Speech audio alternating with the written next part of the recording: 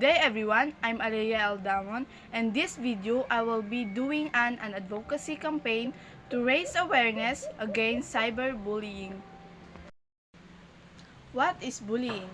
Bullying is a serious life-threatening in which affects people at their young age. This can cause low self-esteem, including shame, anxiety, fear, isolation, and depression. Today, let's communicate each other. We can end this bullying in our daily lives. Always remember that you are loved, valued, worthy, and enough. Stop bullying, stop overpowering.